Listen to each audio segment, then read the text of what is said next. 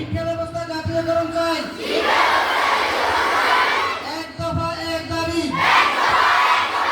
শিক্ষা ব্যবস্থা জাতীয়করণ চাই।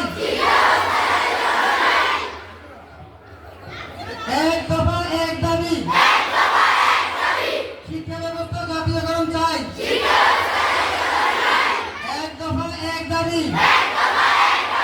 শিক্ষা ব্যবস্থা জাতীয়করণ চাই।